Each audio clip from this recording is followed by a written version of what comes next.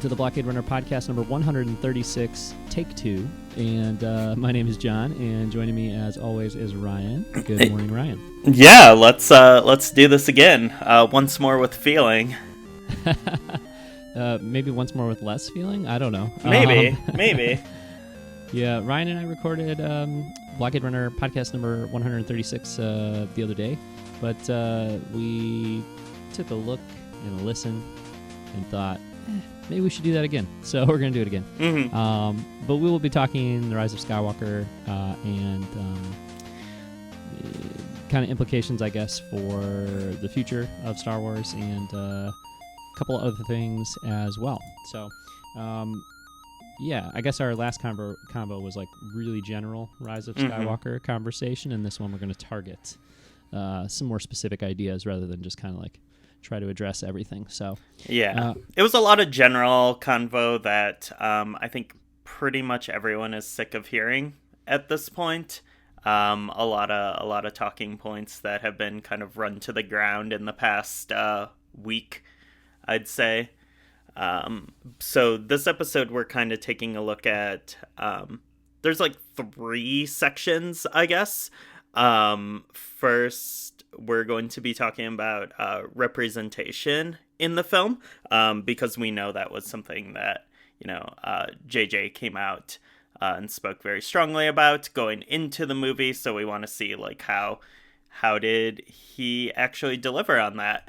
And then the second topic is this was actually inspired by something kind of like offhanded text from our friend Chris, who, before the film came out, we were talking about like, oh, I wonder how, these characters' stories are going to end in The Rise of Skywalker. And he was like, their stories ended in Return of the Jedi, which is a perspective that some fans have.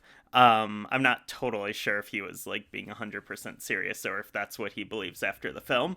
But I think it would be interesting to talk about, like, when we look at like Luke's story and Leia's story, like, was it better in, like, was Return of the Jedi a better ending for them? Or, did they benefit from this extra time in the sequel trilogy? And then finally, we are going to talk about the future of the galaxy and the future of the sequel trilogy characters, where we think things will go in kind of, I guess, the like ancillary materials, the new canon, the new EU, whatever you want to call it, for both, the characters in the sequel trilogy, and then maybe if we have time, talk about what is going to be next for Star Wars films. All right, cool. Yeah, so that's the plan. Before that, I wanted to add just a fun little topic, I thought, which is kind of our Star Wars Christmases, how our Star Wars Christmases went. So let's start with you, Ryan, because it sounds like as far as Christmas goes this year, it was relatively Star Wars free for you. Yeah, I mean, I got an Apple Watch, which is a very big, nice present, and I put a Last Jedi faceplate. I mean, not a faceplate. What do you? Watch face. Watch face on it. Yeah. Just an image. So I guess it's a Star Wars watch technically. Yeah, I didn't really get any Star Wars presents from my wife this year.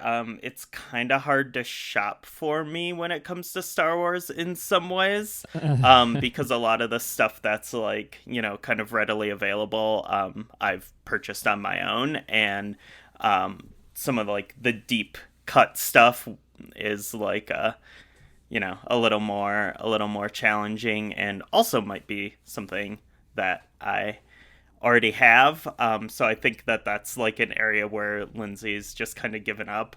I did get, I mean, I'm not even gonna like say, and it wasn't from Lindsay, but the one actual Star Wars present I got was something I already had. So, yeah, so that kind of happens. So I don't really expect much in the way of Star Wars when it comes to presents and holiday and such. So Gotcha. yeah. Yeah. I bought the Making of Solo book for my little brother because I thought he would like that. He kind of he works in special effects, and I thought he would enjoy that. And it turns out his wife had also bought it for him for this Christmas. So yeah, I now have that book, and I'm going to send him something else. So that's kind of nice for me because I actually somehow never picked that book up. I'm just like looking over now. Wait, did I get that book? No, I didn't. I never bought that book. So weird. Yeah, I'm going to hold on to that one, and I'll get him something else. But I think I won't say what I'm going to get him because he listens to the podcast, so never mind. But anyway, so I'll send him something else. And then you were talking about your Apple Watch, and it's funny because, I mean, I was kind of always going to get an Apple Watch, and I've had one for a while now. But one of the things that initially like really inspired me, like, oh, I got to get one of these, is my sister-in-law had one, and this was like either right before Force Awakens came out or I think it was when we were going to see Force Awakens. I can't remember, but anyway. Really? Apple Watches have been around that long? Oh yeah, man. Yeah. That's so weird. I don't know. I guess it just seems new to me because I finally have one. Yeah, mine struggles to make it through the day without dying because it's like 4 or 5 years old, and yeah, it's time to replace it, but that's a lot of money. Anyway, she had a Kylo Ren watch face, and I was like, oh my god, like she had made the Kylo Ren watch face, and I was like, I need a watch that I can put Star Wars stuff on whenever I feel like it. So yeah, it was literally the first thing I did. Yeah. Well, did you do the bigger Luke one first? Well, yeah. I mean, first I put a picture of bigger Luke / Luke Prime on there and sent it to you. I wore that for a little while, and then I did one of those Last Jedi character posters for Kylo Ren. So you did Kylo too for a yeah, watch face, I mean, Kylo makes for a good watch face. Sure does. Cool. Okay, well, my Star Wars, or my Christmas, I should say, was pretty Star Wars heavy. I took my cousin to go see The Rise of Skywalker because she was in town for Christmas, so that was fun. But as far as Christmas gifts go, the big one that I got this year, which I still haven't brought home, it's over at my grandma's house because I can't fit it in my car. I mean, I can, but not with all the people in it, is a Darth Vader Big Fig. And I don't know if you remember these, Ryan, from Jack's Pacific. I think it was also around the time of The Force Awakens. They were like all over the place in Targets and Walmarts and stuff. Yeah, they were like the ones that were like on the bottom shelves, like sometimes in the bike aisle because there was no other place for them. Yeah. Like, what are they, like 2-3 feet tall? This one's 31 inches tall. Okay. So yeah, just under 3 feet, I guess you'd say. Yeah, so it's pretty big. My grandma came across it in like a collectible store in the mall, because like malls now are struggling to stay afloat. So they have all kinds of like, I don't want to say odd, but more unique kind of stores popping up in them. Yeah. So there's a store in our mall that sells like basically all Japanese import like manga and anime and collectibles, and there's all these like. All they sell like SH figure arts and all that kind of stuff. So that's pretty cool. I think it's cool. I mean, it's expensive stuff and not totally something I haven't really bought anything from there, but it is cool that it's there. I think that's where she got this, but there's so many kind of like odd new stores in the mall that there could be some other store selling used Darth Vader Big Figs from 2013. I don't know. They also sell like bootleg soccer jerseys and like dream catchers. Yes. Yeah. Oh my God. The dream catcher market at the mall is pretty big. Totally. Yeah. No, but anyway, it was really cool. So my grandma was like really excited about it. Yeah. I think she kind of felt like she came across like oh my God, this is like some big Darth Vader statue that was used in promotional materials at a Blockbuster video in 1990, whatever, and like thought it was like this, like, you know what I mean? She came across this thing that was like real rare. So I just hope she didn't like pay too much for it, thinking it was some big collectible or something, because, you know, they were around. That being said, it has been. I was looking them up on Rebel Scum. I think it might be from 2013, and if that's the case, you know, it's starting to get. It's not like you can go into a store and buy them now. You know what I mean? So, but yeah, it's cool, and it's one of those Christmas gifts where it's like, yeah, I'm excited to have it because it is cool, and it's gonna be cool, like hanging out in this Star Wars office of mine. But also, it's just kind of a fun. Like, I'll look at that thing and be like, that's that big fig that my grandma like got super pumped to find. You know, so it's kind of a nice story in that regard. Great. Yeah. Other stuff, I got the IG-11 from my little brother, so that was cool. From Best Buy. The Black Series. Nice. Yeah. Nice. Yep. Have you figured out a good way to make him stand? No, but my Black Series figures, generally speaking, are just leaning up against something with their toes kind of pointed up at like a 20-degree angle or something, because they don't stand up, period, for me. But yes, no, he doesn't seem like he wants to stand up at all. So no. Nope, he's one of my leaners for sure. Yeah. Yep, so I got that, and my son Elliot, who's pretty big into Star Wars these days, got a Galaxy of Adventures tread speeder, and he got a vintage collection Jabba's Palace from my dad, which is cool. Nice. That's one of those toys too, where it's like, cool. I kind of always wanted to buy that at Jabba's Palace, but it's a little pricey for me. So. Did you save the box? I'm going to save the box. We haven't even taken it out of the box yet with everything going on for Christmas. So but I will save the box, because the box is like half of the. I know, totally. Yeah, half the appeal there. Yeah. Actually, I need to make sure I take it out of the box instead of him. So for that reason. But what's cool about Elliot is that this room that I record in, which you don't see much of it while I'm recording, but there's like Star Wars stuff all over the walls, and all of my Star Wars toys are in here, either put away or on display. And then he has a backpack full of Star Wars toys that he's inherited from me, or Star Wars, not Galaxy of Adventures. What are the Play School or whatever brand makes them, the little guys? Galactic Heroes. He's got a bag full of some old 3 3/4 inch figures of mine, and then a bunch of Galactic Heroes toys that his older brother had, and then he's picked up along the way and stuff like that. So he keeps all of his Star Wars stuff, generally speaking, in here anyways, and comes in here. Like, this is like the Star Wars mecca in our house, so he comes in here to play with his Star Wars stuff.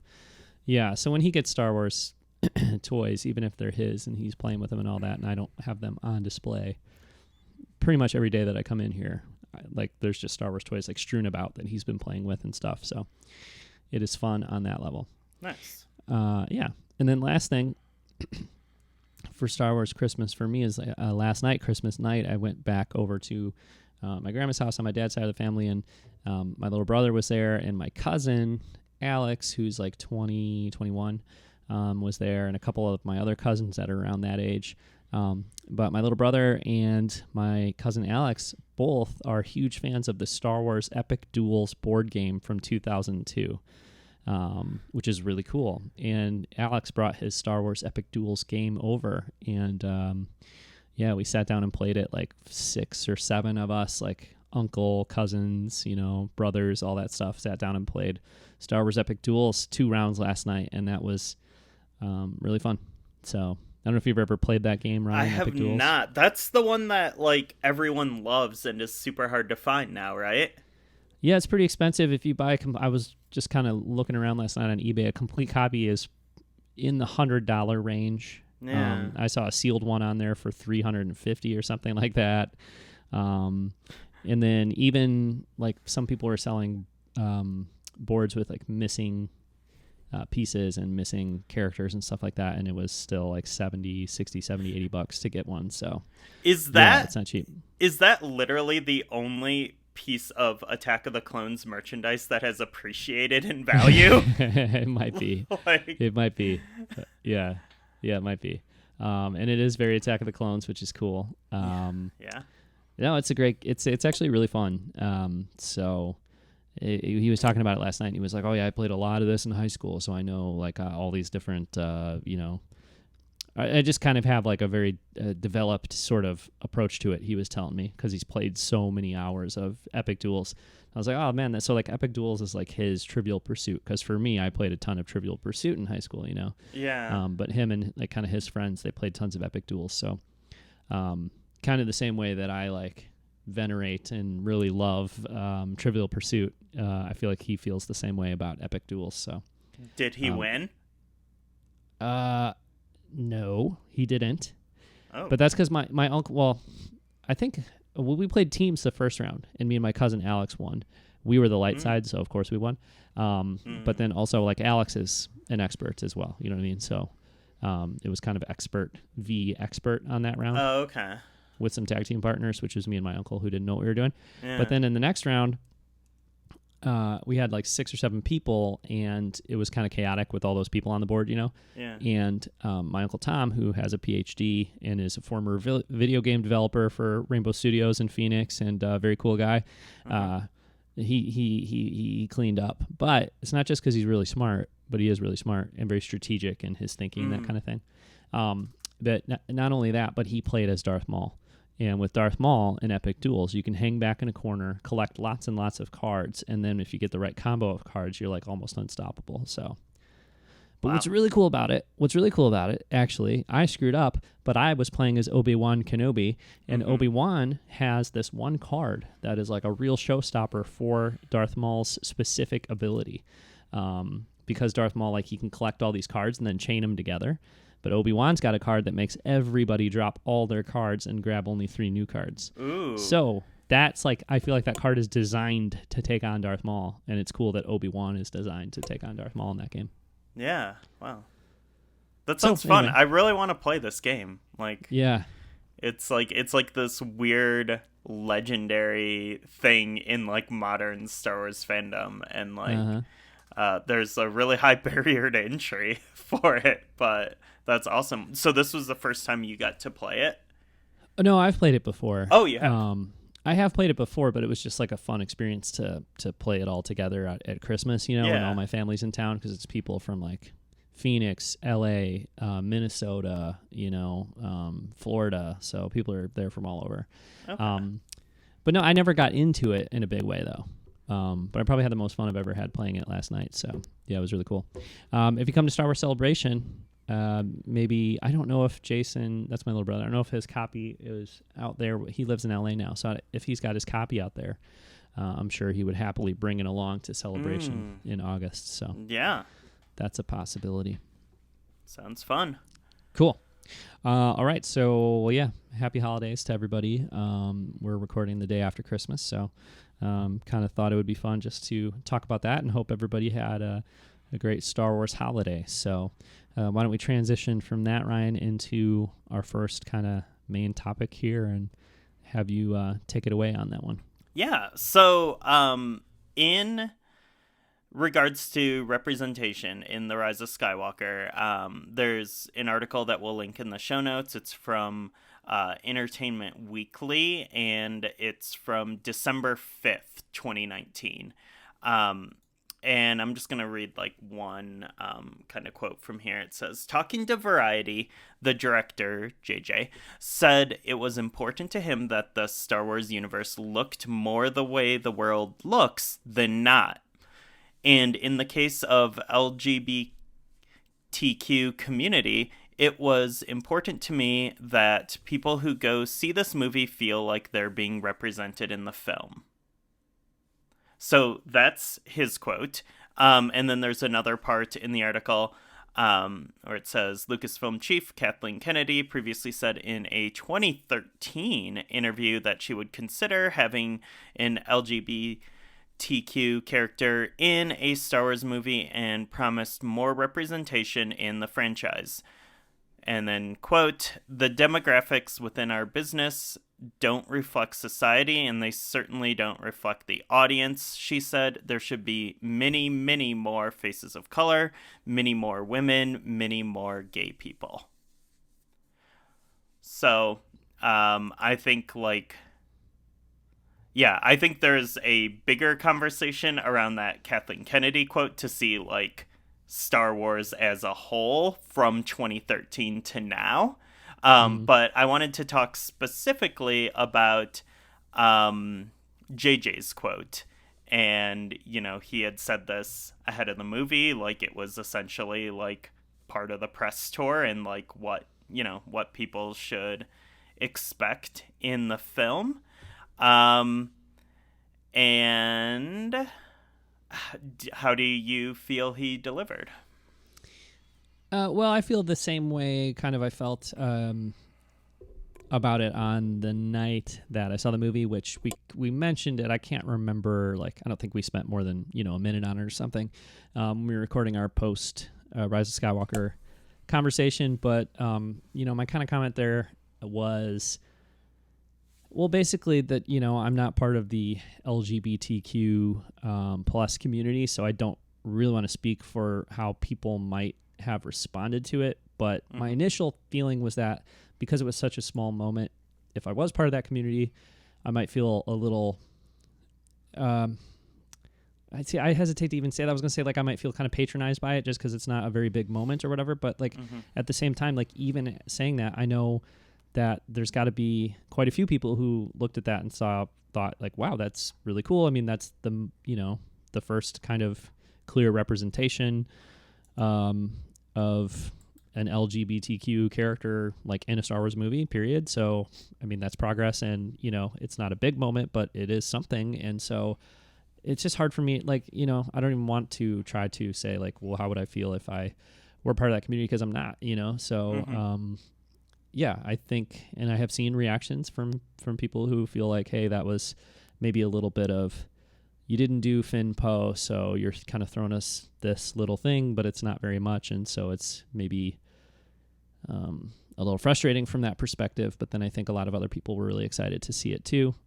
So yeah, I mean, I think it's a small step, I guess, is basically how I'd look at it. And if some people are kind of frustrated because that step is really small, I can understand that. But then I, am happy for the people who are excited by a small step too, because a small step is still a step, So that's kind of how I feel about it. Okay, cool. Yeah, I mean, I also can't really speak on behalf of any marginalized group of fans, so it's just my own perspective from my own background. But I think, like, on paper, Rise of Skywalker is probably the most diverse Star Wars film ever, as far as, the roles of women and people of color. Like, I think if you were actually, like, making a list on paper, like, there's more women and people of color in prominent, like, speaking roles in this film than any other Star Wars movie before it. Is that right?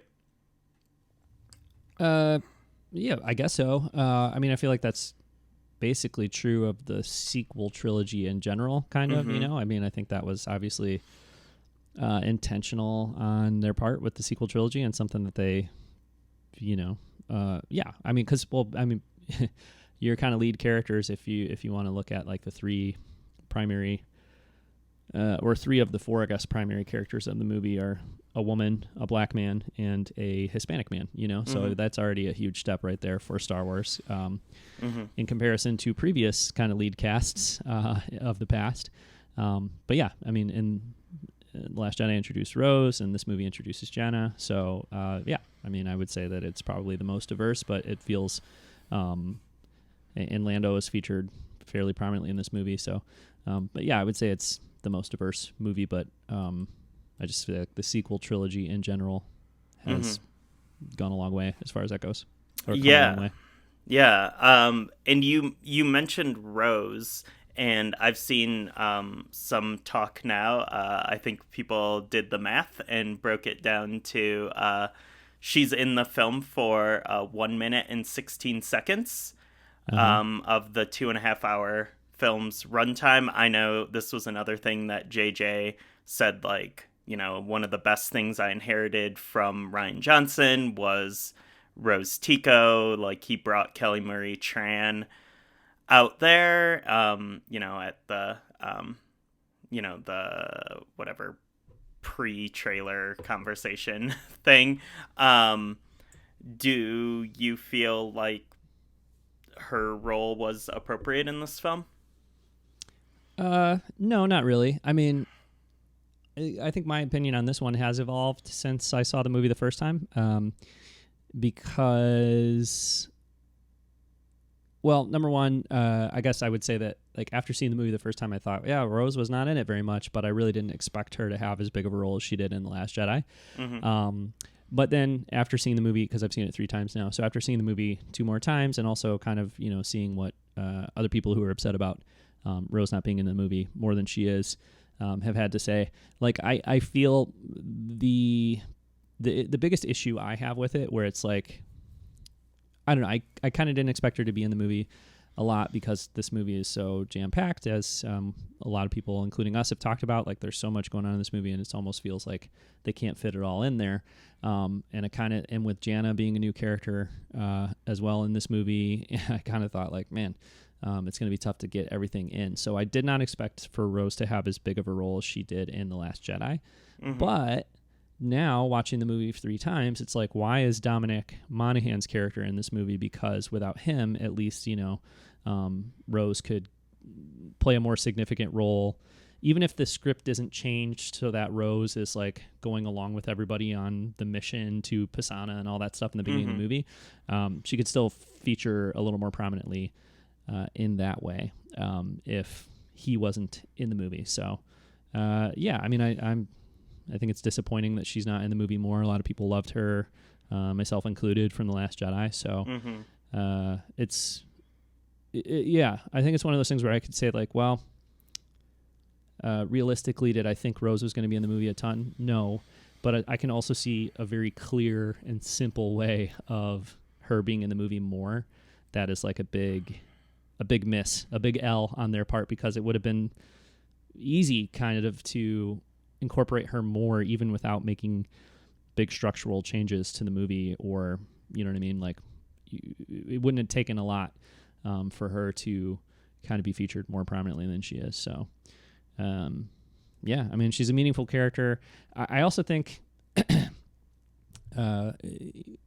there's been a lot of talk about, like, cut plot lines and things from The Rise of Skywalker. Mm-hmm. I have to assume that Rose, well, I guess I shouldn't say assume, but it seems likely anyways that Rose might have been part of some larger plot line, because I know that Kelly Marie Tran has talked about, like, scenes that she filmed with Rey, and Daisy Ridley. We've seen pictures of that. Yeah. Have we? Yeah, there's the scene where they're in front of the screen together. Oh, okay. Yeah, right. Like the screen with the green, like, lines and stuff on it. Like, yeah.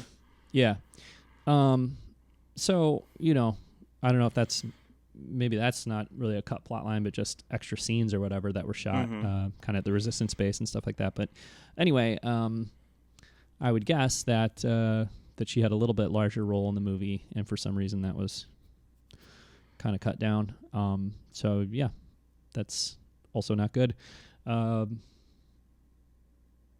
can't remember what the original question you asked me was, but basically, yeah, that's where I'm at. I wish that she was in it more. I think she could have been in it more. I never expected her to play a huge role in the movie, but I think she should have had a little bit bigger role at the very least. Yeah. Yeah, I think what disappoints me, obviously I'm disappointed that, like, this major character from the previous movie, who, was wonderful. I'm disappointed she's only in the movie for, like, 1 minute and 16 seconds or whatever. But I think the biggest thing with me, and this is where, like, I would kind of push back on the Dominic Monaghan replacement thing, is I feel like she doesn't have much of a personality in this movie. Like, in The Last Jedi, she has so much personality, and she brings this, like, entirely new perspective to Star Wars, and, like, you're very clear about, like, her motivations, and who she is. Um, with, her relationship to her sister, her role as like a weirdo who works on pipes under the ship, and like her awkwardness and all of this stuff, like it creates this like really rich character. And then I feel like for the most part her only lines in Rise of Skywalker, which is kind of the same as Dominic Monaghan's character, is just to like say plot things out loud and just say like things that are happening. She doesn't really get to like be a character because she's just like giving expository dialogue to inform the audience of what is happening in the film. She has like that one great moment with Snap Wexley where where like you actually get to see her personality. But like otherwise she's just like a droid could have like filled that role in the same way I feel like it could have been a droid for Dominic Monaghan's character. And I think that's like what really disappoints me about that is, like it, I don't know. It just, it kind of, it rings especially hollow when you have, a character from, that a diverse character that, it means so much to so many people, and then you just have them in there like just to like explain plot stuff, and like I don't know if like people really see themselves reflected in that in the same way. And I know like the big thing that's going around is like the short like runtime, but like the short like amount of time she appears in the film. But I think like the way that like her personality and her being was just kind of like sucked out of this film is like kind of the more egregious offense here. Yeah, no, I don't disagree with any of that because certainly her role here is very utilitarian. There's not a lot of character to it, and obviously that could have been better, or they could have written her in a way that kind of provided her, or provided her a little more character, a little more, or it kind of brought out more of who she is as a character and who Kelly Marie Tran is as an actor as well. So I mean that's obviously what we got in The Last Jedi and not in this movie. As you were talking about it, I was kind of thinking, I don't think, even though Lupita Nyong'o is a black actor and whatever, I don't think that it was as much of a representation issue, obviously, because I just don't think that people like necessarily connected with Maz in that way to the same level that they did with Rose Tico in The Last Jedi. But it was like one of those things like with Maz Kanata in The Last Jedi. Man, like the implementation of that character in Last Jedi just sucked. You know what I mean? Unfortunately, and it's not that good in this movie either. Honestly, like Maz kind of isn't that great in either movie. And I don't think that's as much of an issue. Like I'm not as upset about that, and I don't think that people are as upset about that. Just because I don't know if people connected to her in the same way. Like I think a lot of people loved that character of Maz Kanata. A lot of people connected to that character, but not like I think a lot of people connected to Rose's character in a really deeply personal way because of representation issues, but also just because she was like a really bright and like kind of hopeful and fun character. Like there's a lot. Oh, sorry, and no, like, yeah. and I mean, she was also like she was awkward and she was a quote unquote nobody. Which I think there's probably like a bigger picture conversation to have around that, like that idea of, being a nobody, but still mattering, even if you don't have a last name, in, the way that's portrayed in Last Jedi versus, The Rise of Skywalker. And I think that's like something, people also really connected to, like how this, like, blue collar, working class, person who doesn't really like know anyone and doesn't have much status and is pretty much alone following the loss of her sister, like how she can still matter. And that's like something like I connect to with the character of Rose. Like, you know, not being born into like a famous legacy or something, but still like having a part in this story. Yeah. Yeah, sure. So yeah, all those reasons are reasons why people like really care about Rose and wanted to see her more in this movie, which, you know, makes a lot of sense or is very understandable.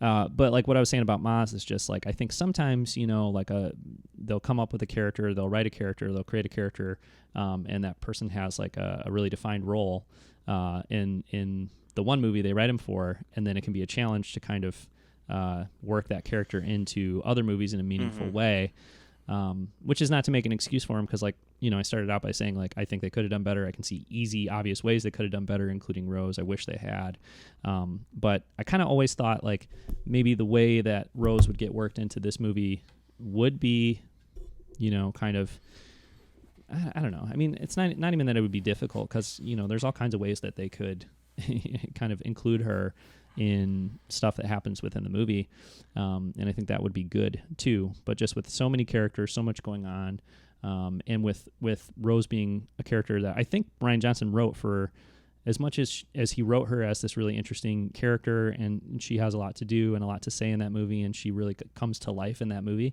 I think like it's also, you know, her and DJ are there for a pretty specific reason, as far as like motivating Finn and helping Finn find his way and all that kind of stuff.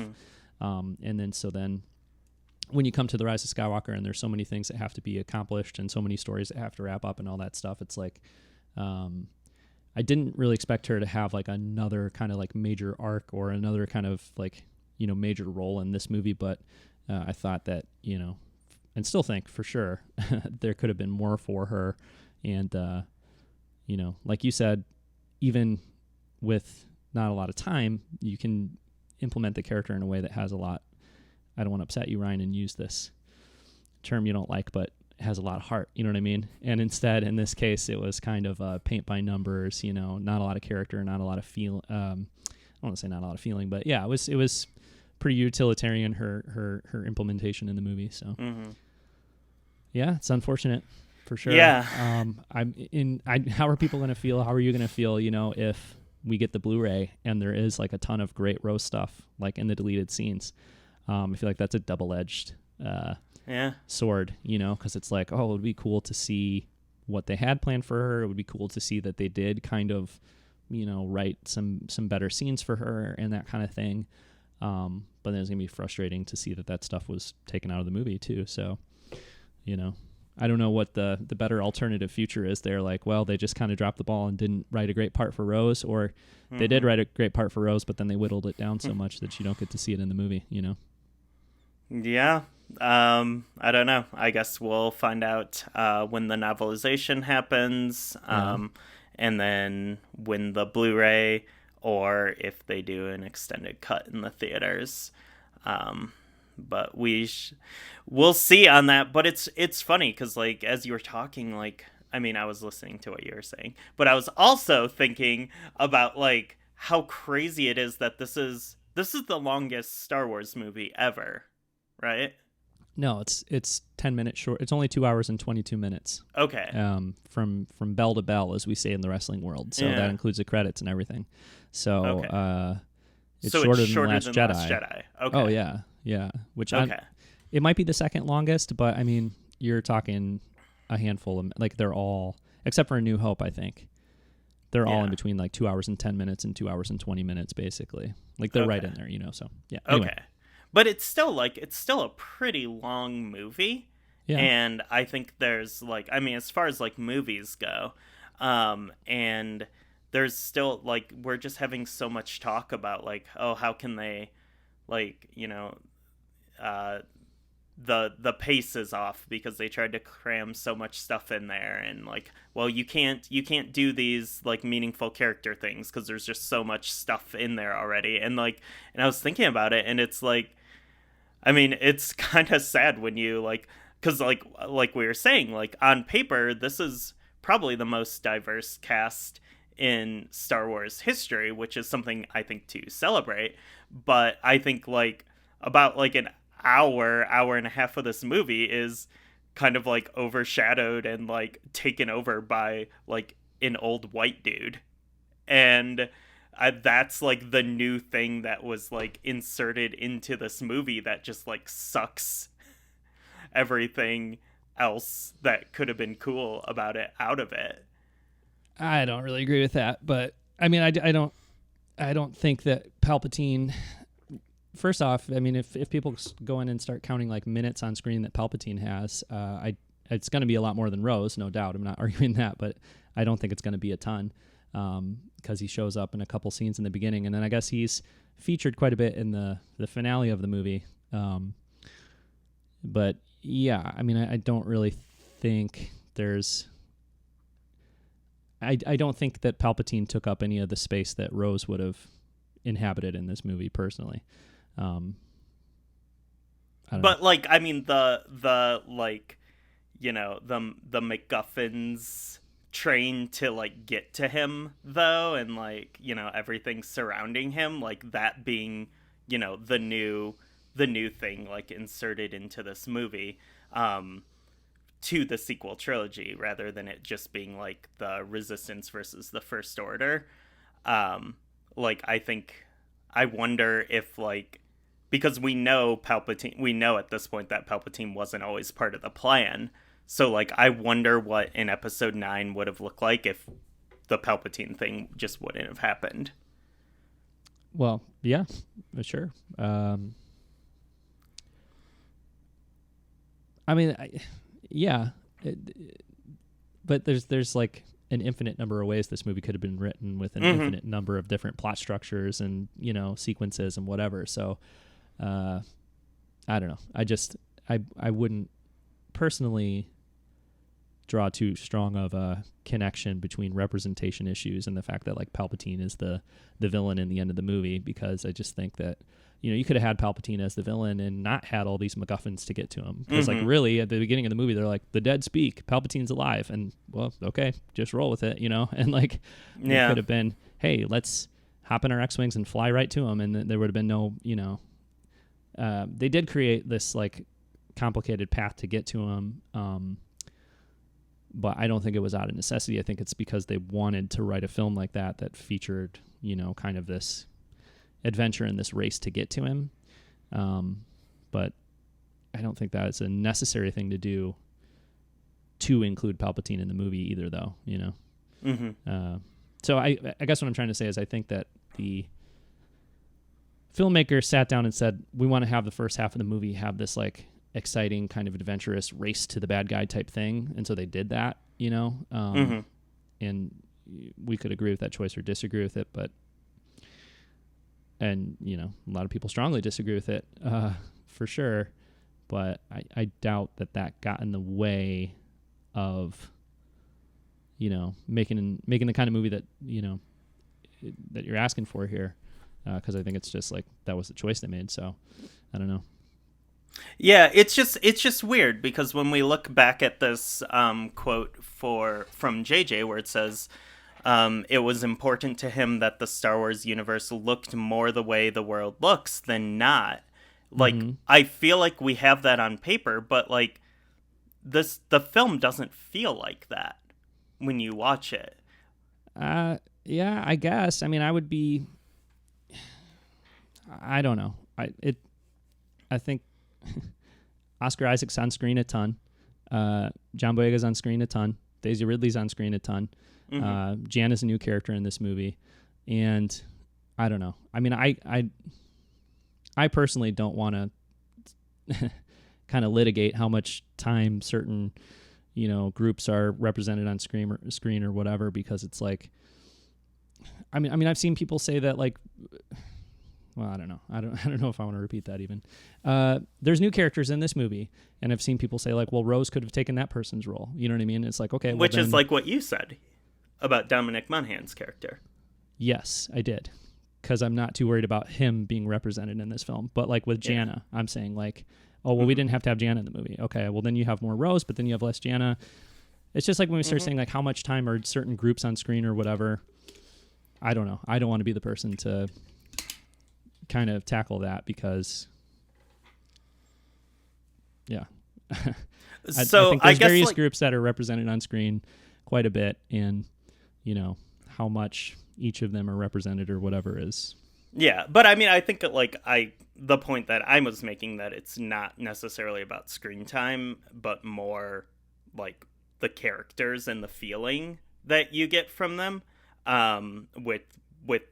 With Rose, I think she was like a byproduct of this like very expository movie where she was just like repeating plot points essentially throughout the movie and didn't really represent anything except like, I don't know, something that could probably be like a subtitle on the screen or a droid could say it. But I think like I want to ask, like, again, going back to this quote, the director said it was important to him that the Star Wars universe looked more the way the world looks than not. Is this something JJ succeeded in this movie?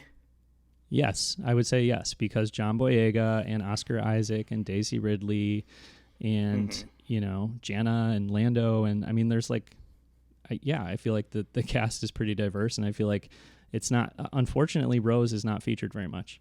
And Rose could be featured more. But outside of that, I feel like, you know, I think that it is the most diverse Star Wars cast ever. And I do think it's not, you know, if it was Adam Driver and Daisy Ridley on screen for the majority of the movie and all of the other characters felt like they got sidelined like Rose did, then I would say no.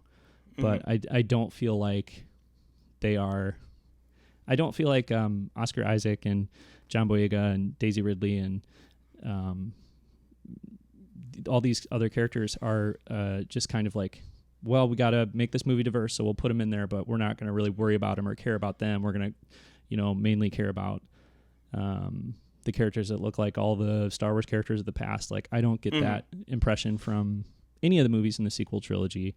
And I think, like, yeah, I mean, I would say that The Rise of Skywalker, I guess you can make the argument for The Last Jedi because Rose is so prominently featured, which is great. But, you know, like, I think that there's a more diverse cast that's featured more in this movie than there was in The Force Awakens. And like I said, I think The Force Awakens was a big step forward, you know? So could they have done more? Certainly. Do I think that they failed to create a cast that's representative or is diverse? No, I don't think so. Okay. What do you think? I'm still kind of like you know, on paper it's extremely there. But I'm not sure that the movie still just, I don't know, maybe this is something I have to like think about and unpack, and I need to hear from more marginalized groups, I think, to hear more impressions. Like, to me, it didn't feel like a representative movie in the same way, like, I think something like Black Panther or even, like, you know, Get Out or Us or, like, these other, like, genre films feel representative. This movie didn't feel that way to me, and I think I just need to think more about it because, like, yeah, on paper, like, if you look through the visual dictionary, there's way more people of color in this visual dictionary than in the you know, Phantom Menace one or something. But I don't know. It didn't quite.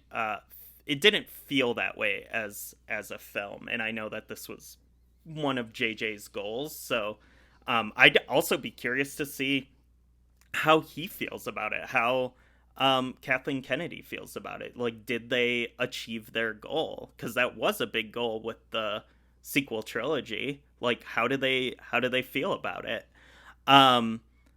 But then, like, I want to go on to the second part of his quote there, where it says, "And in the case of the LGBTQ community, it was important to me that people who go to see this movie feel that they're being represented in the film." And you kind of spoke to that as, like, I mean, I think your reaction is, like, maybe. Uh, but maybe, and it's not for me to decide. Yeah, and that's fair. But I mean, like, we're also like, and I know it's like not for us to decide or talk about, but like, JJ's a straight white man. So, Mm-hmm. and he's like, making these initiatives. So I think, like, I don't know, that's just something to consider as well.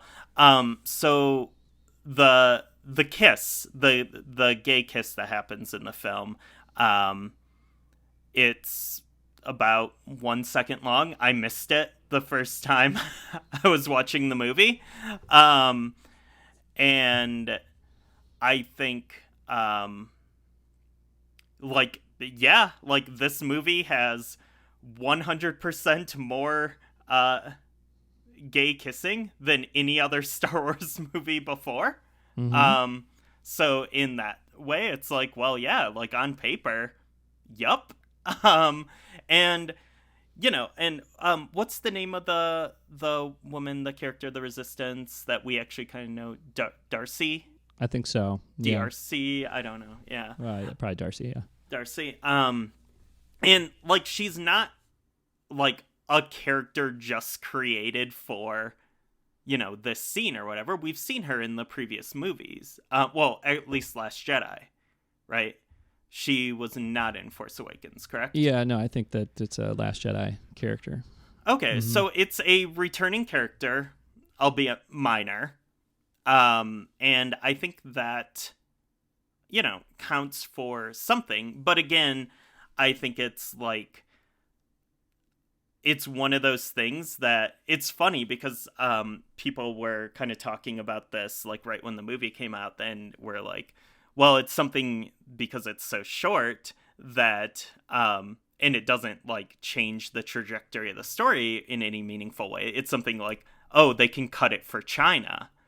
But from what I've heard, that scene is in the Chinese cut of the film. However, it was removed by Disney in Singapore. Uh-huh.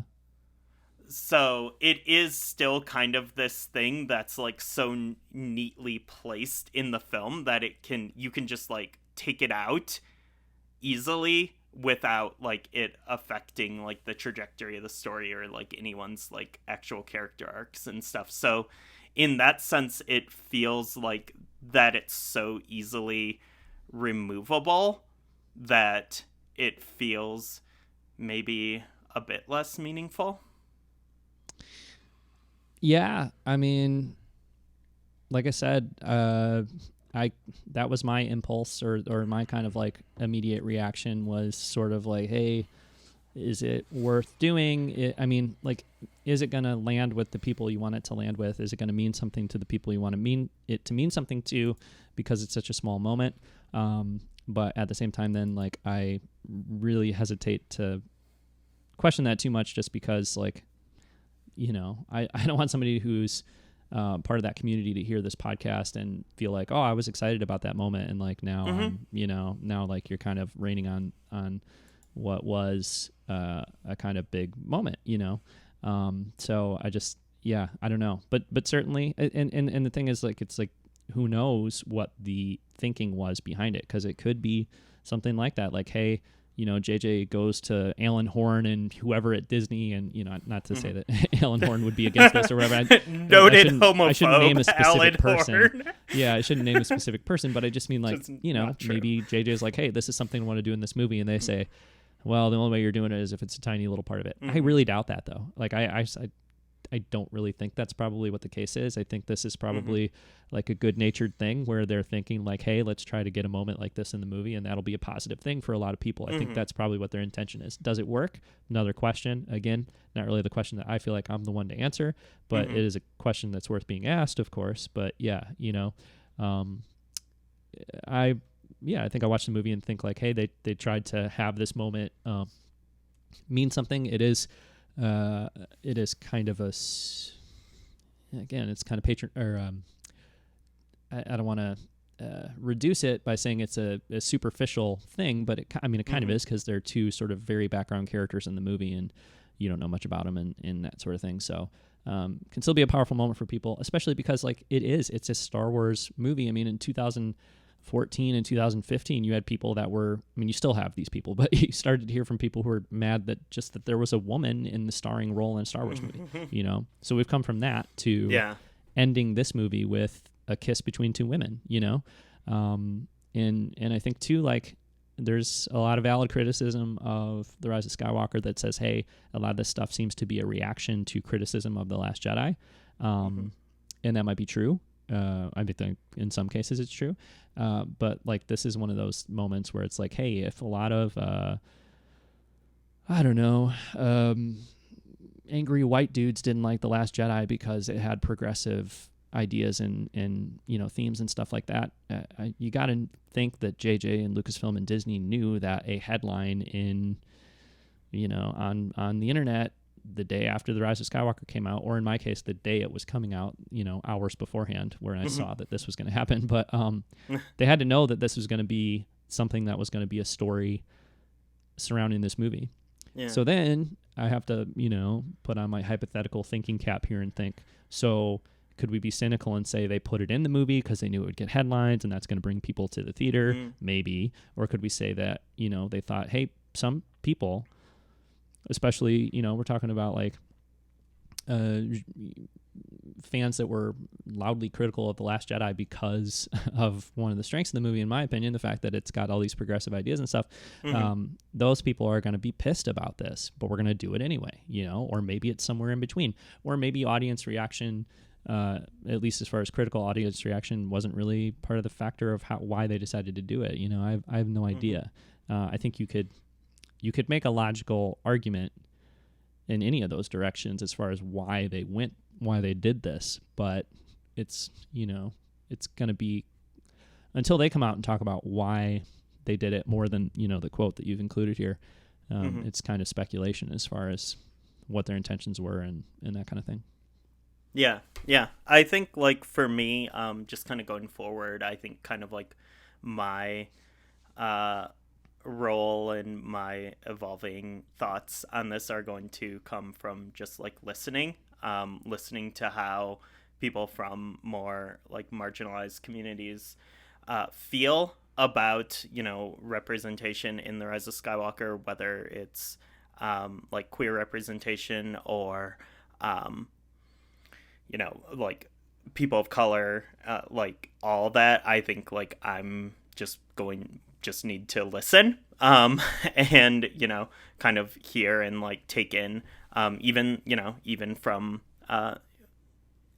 you know, like women, and like it's crazy, like, because you know, on paper we have you know, a woman hero, and, you know, of the sequel trilogy, and like the story ended up like centering around her, and I mean, she's the final shot of the film, the final word of the film. And then, but there's also like, you know, and you know, you'd think like, oh well, then all women should be happy with how this movie ended, because like, you know, this was their movie. But like, also we know that from the fandom there are many women disappointed in this movie, and I think like for my role as the like just dominant culture when it comes to this film is to just kind of like listen. I'll be listening to the fandom, and then also it'll be really interesting when like JJ and Kathleen Kennedy and such start you know, reflecting on this, when they give their like postmortem of like, you know, saying like, did we get this right? And maybe they'll talk intention versus impact. I would love to just like hear that, And I think, there's a lot of positive stuff that happened in the sequel trilogy when it comes to representation. I think there's a lot of positive stuff in The Rise of Skywalker. But I think, like, it's new to Star Wars in a lot of ways. And it's crazy because, like, the original A New Hope was considered progressive for having a strong female character in Leia. Um, and I mean, it's been a slow 42 years for representation in Star Wars, but I think some, like, good steps were made, albeit some kind of clumsily. Mm-hmm. But yeah, so that's kind of like my final word on that for this episode, because I think it's going to be an evolving opinion. But one last thing I wanted to shout out for representation of this film is Victoria Mahoney, who was the second unit director for this film, selected by J.J. Abrams at request of Ava DuVernay. So, yeah, I think this would have been technically our first, it was our first woman of color director in Star Wars. Yeah, first director of color for a Star Wars film. Yeah. And also first woman director for a Star Wars film, and then also, first woman of color director of Star Wars film. Yes. Yeah. That's true. Yeah. Yeah. So, yeah, I mean, I don't want to come in and be like the JJ defender or something, because these are delicate issues, and, there's always room for improvement and that kind of stuff. But I think the intention seems pretty clear to me, as far as, like, him being the person who started this whole sequel trilogy, and, clearly choices were made to definitely try to make these movies more representative, behind the camera and in front of the camera. And there's always more to be done. It's up to kind of anybody individually, I guess, to sort of, kind of decide for themselves whether they think it was successful or not, or if they did enough or whatever. But I think the intention is there. And I think also, and this is something a lot of people have talked about a lot in the past, including us, but is worth bringing up again too, is that JJ or Lucasfilm or whoever, even if they're doing their best to make the movies more representative, I mean, the thing that's probably truly going to make them more representative is having films written and directed by people, by more diverse people, So when you have a woman writing a Star Wars film or directing a Star Wars film, then we'll see a different take on Star Wars that may be more authentically representative, instead of I guess less so. I don't know how else to put that, but maybe less so. I don't want to say inauthentically, but so I think that'll be something. You brought up, like, Jordan Peele, and you brought up Black Panther and stuff like that, and the way those movies feel. But I mean, the most important factor of that is probably the voice of the writer and director. And you're not going. I mean, in fact, it'd be pretty weird if JJ, like, wrote and directed Us. You know what I mean? I don't know that I want to see that. I'm pretty sure I don't. You know what I mean? So I think what's more important is that you get the actual people writing and directing the films to be more representative as well. And then there's that opens up the opportunity to tell different kinds of stories. So, I mean, that's something that needs to be part of the equation. And I think we're seeing that that's a path they're looking to follow, at least through things like, The Mandalorian and the Obi-Wan Kenobi show and stuff like that. But it's it's a complicated issue for sure. And I think you see progress, but progress is painful, and there's always going to be probably I shouldn't say there's always going to be, but certainly missed opportunities are going to be part of that path. And things that work really well and things that good, good intentioned or not, maybe don't work as well. It's going to be part of the process, I think. All right. Well, we will Cool. leave that there. And I mean, please feel free. I think this is like a absolute time to get as many voices as possible when talking about this issue. Obviously, I think like we are not like the authoritative voice on this. I would love to hear from like literally anyone what you think about this. Like, looking at JJ's goals, Kathleen's goals for the sequel trilogy, for this movie in particular, like, do you feel that they were successful? And, and then like if they were or if they weren't, like what is the impact of that going forward? So, all right, well, let's move on to, I guess, a lighter topic, death. And closure. So the next thing I wanted to talk about is, we got, I think a lot of us, when we saw Force Awakens, like, I mean, I remember like hearing from a lot of people saying like, this is a miracle. Like, I saw Han Solo and Princess Leia in a new Star Wars movie. Like, this is something that I don't think we ever really expected to see.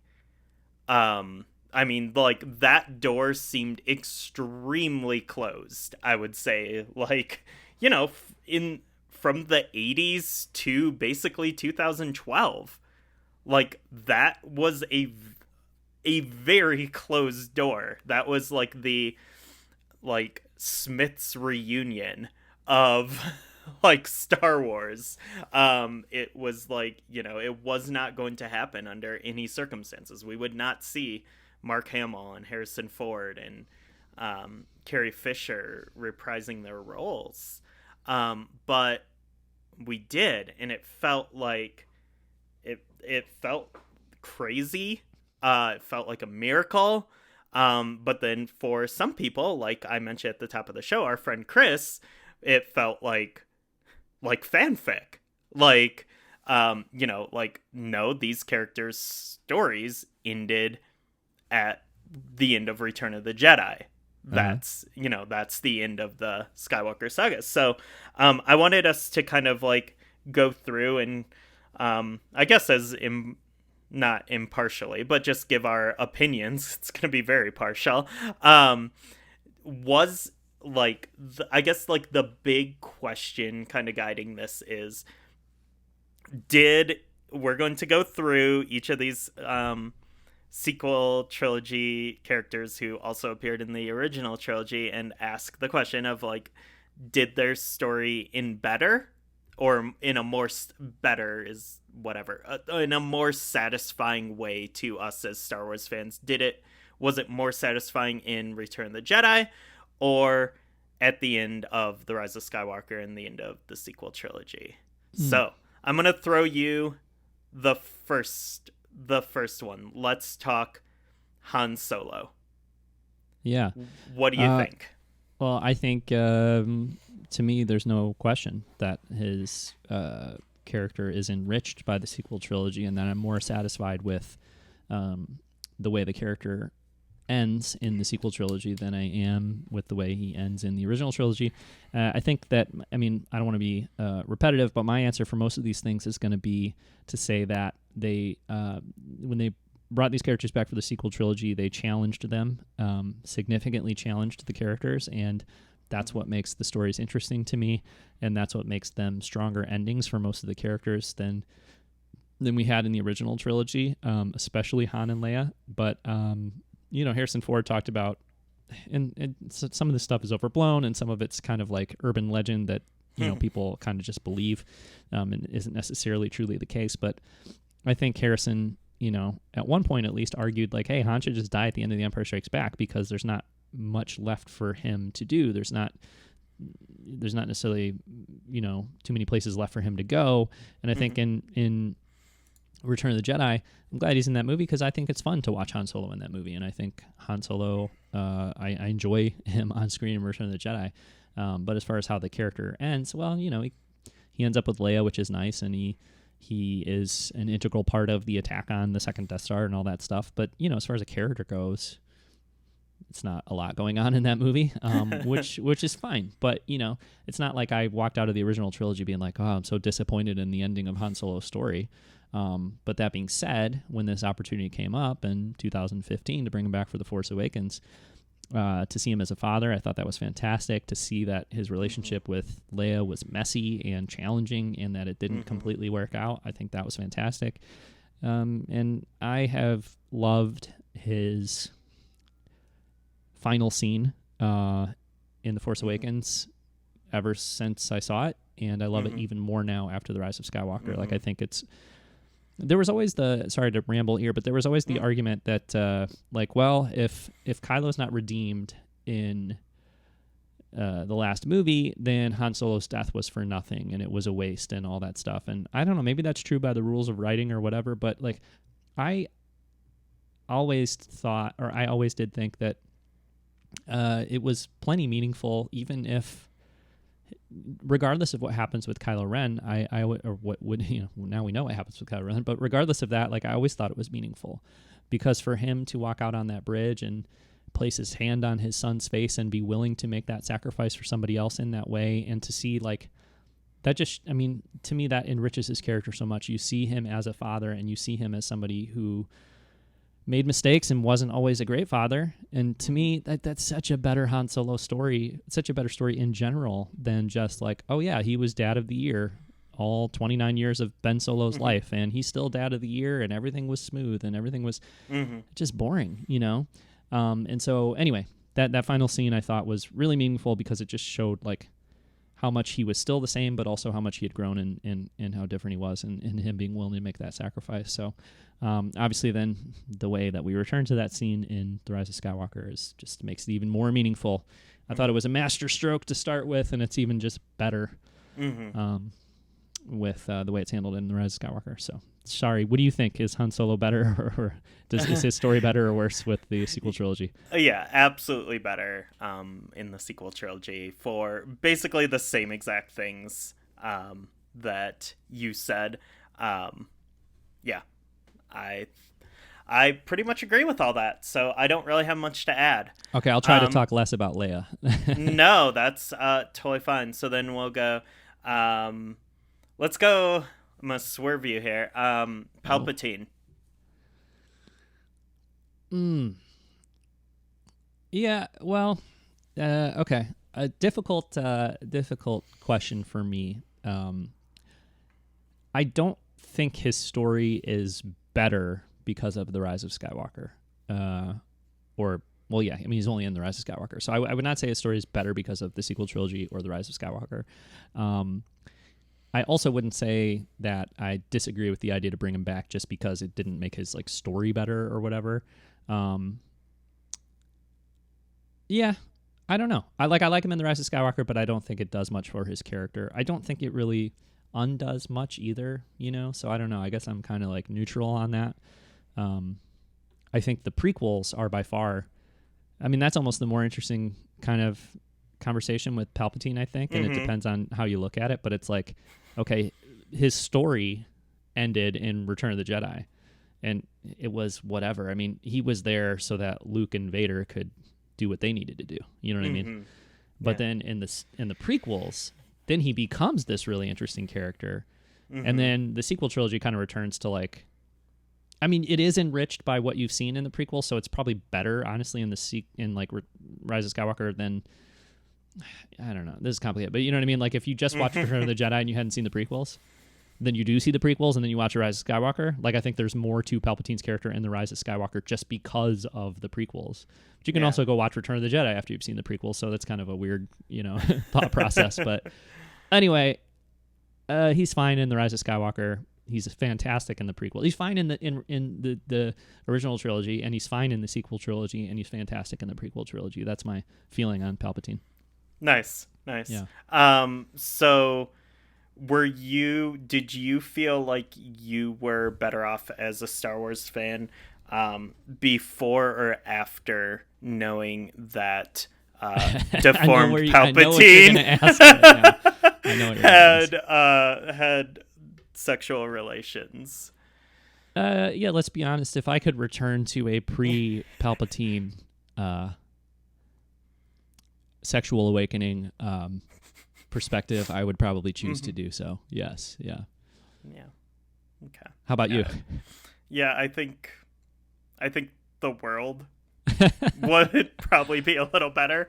Back then, those halcyon days before we were thinking about that stuff we don't want to think about. Yeah, I mean, I think yeah, I'm with you. I mean, Palpatine really shown in the prequels. I mean, the prequels are just as much Palpatine's story as they are Anakin Skywalker's. And then in that way, I think it strengthens the final moments in Return of the Jedi, where, you know, I think it's really important that Vader kills Palpatine. I think, like, for the Skywalker saga, I think that's really important. But I think if, you know, I think if you were... Because the Palpatine we get in The Rise of Skywalker, like, his character on screen is much more the character that he is in Return of the Jedi than, like, the, you know, scheming four-dimensional chess player that he was in the prequels. I think, like, it doesn't quite feel like the same Palpatine, and, you know, which is, I guess, fine, because, like, so much time has passed and stuff. Like, I guess you get kind of cliche in old age. But yeah, I feel like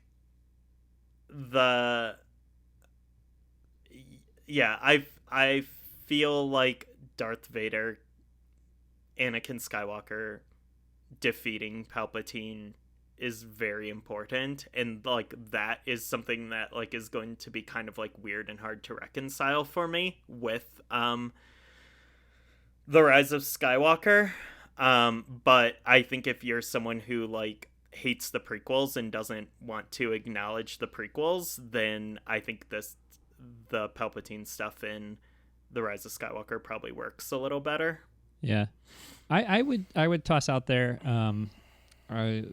I see your perspective on that. I don't disagree with it really, because it is like a larger conversation is like we're comparing the original trilogy to the sequel trilogy, you know, and I guess Chris's whole kind of the impetus of this whole thing is like, well, you know, are they better off after the sequel trilogy? Like, is the Star Wars saga better off after the sequel trilogy? Is it, you know, did the sequel trilogy need to be told? Whatever you could argue. I think I still think even after the sequel trilogy, like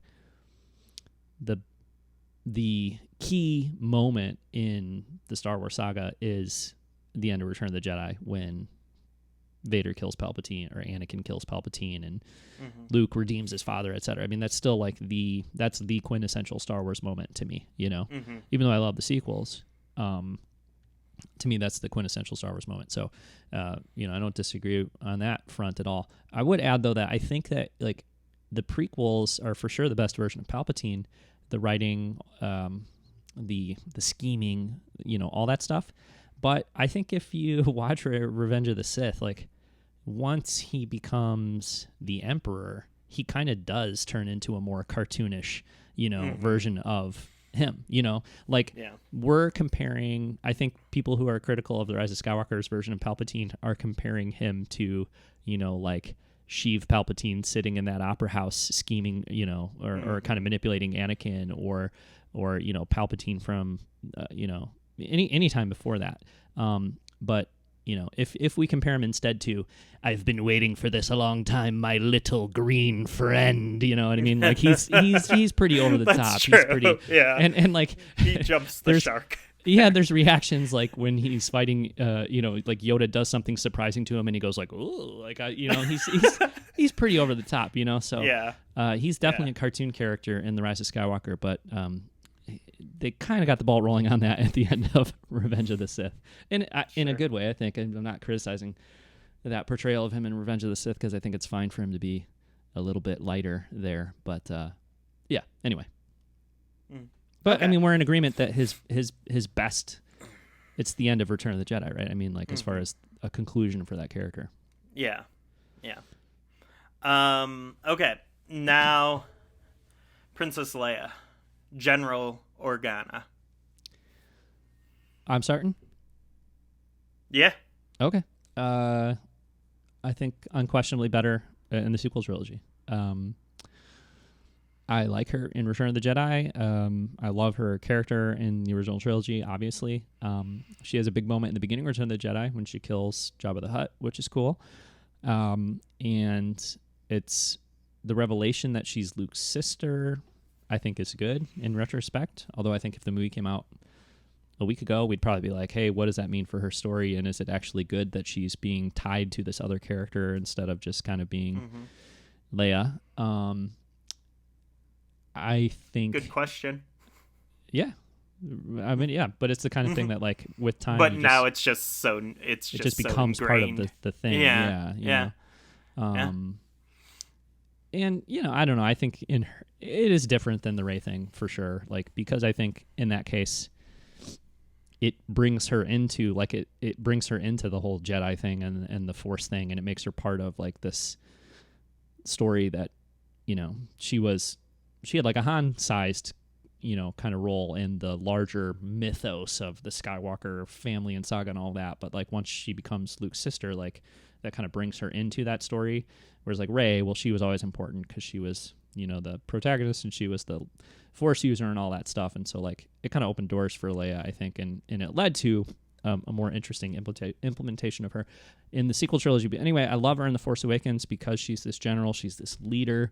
We get to see like a more mature version of the character, and we get to see that like she's really been the heart of the rebellion all this time. I love it.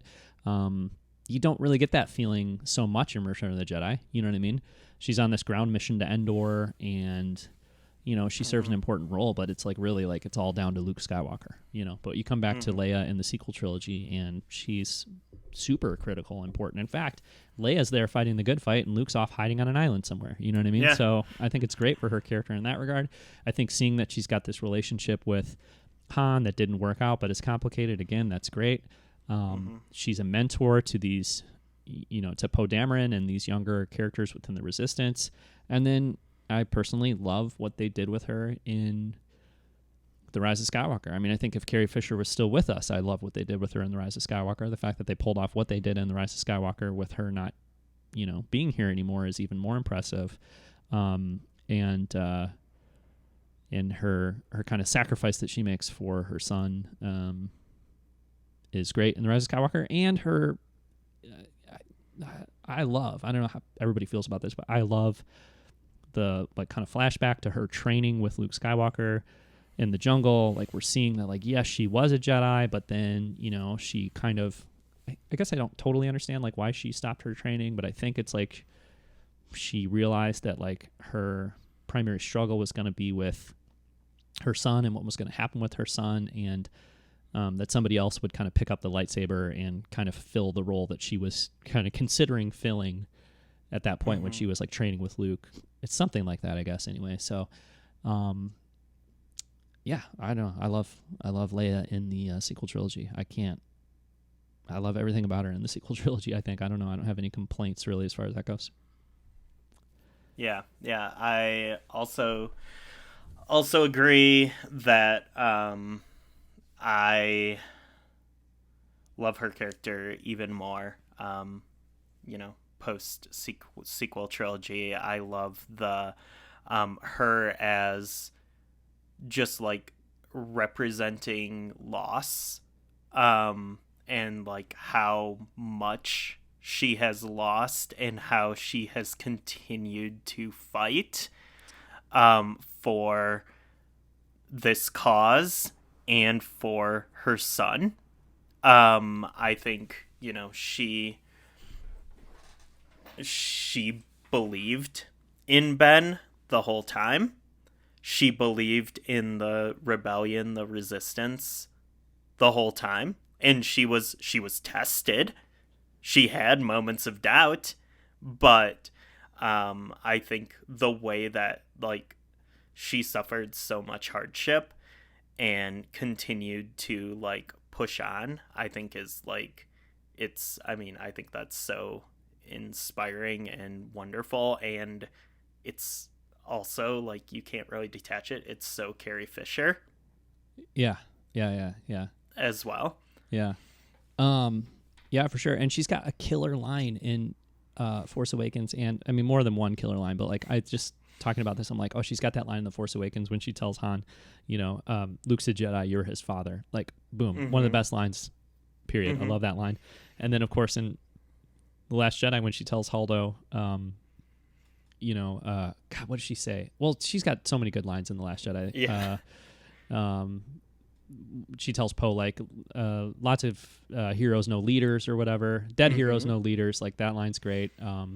But, you know, the whole exchange with her and Holdo when she's like, you say it, I've said it enough, you know, is great. And I guess it's Holdo who tells her, like, you know, you can take another loss. You taught me how to do that. Like, oh my God, it's just so good. Oh my God, that scene. Yeah, that was the scene I was specifically thinking of when I was talking about like the losses she's suffered and the way she's persevered.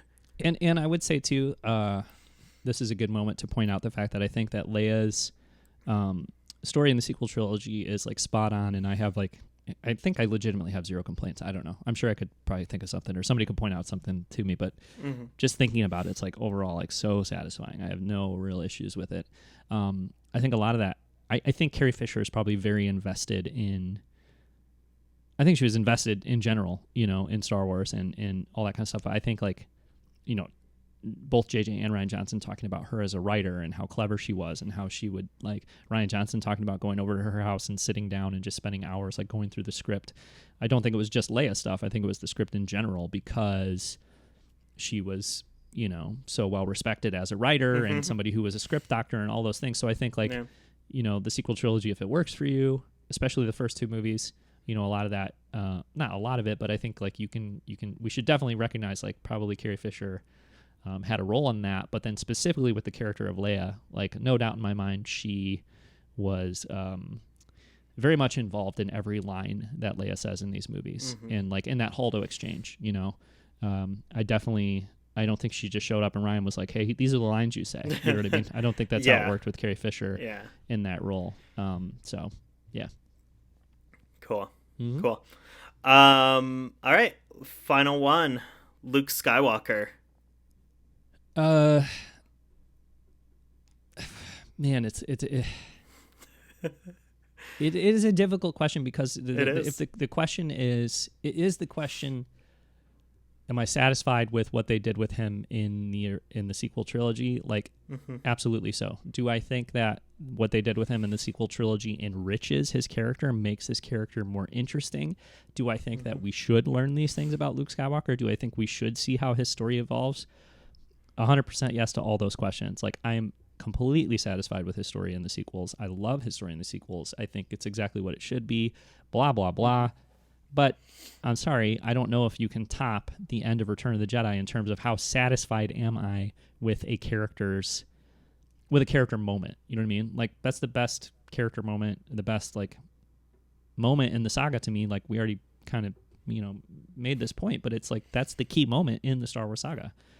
You know, if you're going to explain to somebody like what Star Wars is, to me, it's that moment. Like, what is the core? Can I say core instead of heart? What is the core of Star Wars? I would say like that moment, you know, like the hero throws the lightsaber away, makes this sacrifice, redemption and love and all that stuff. Like that's the core of Star Wars. It's never better embodied than it is in that moment. So he doesn't have a better moment than that. It's not better than the end of Return of the Jedi, but like I'm very glad it's there, and it's I think it only enriches. I don't think it reduces or takes away in any way. Yeah. I think you're probably right. That is probably the quintessential Star Wars moment.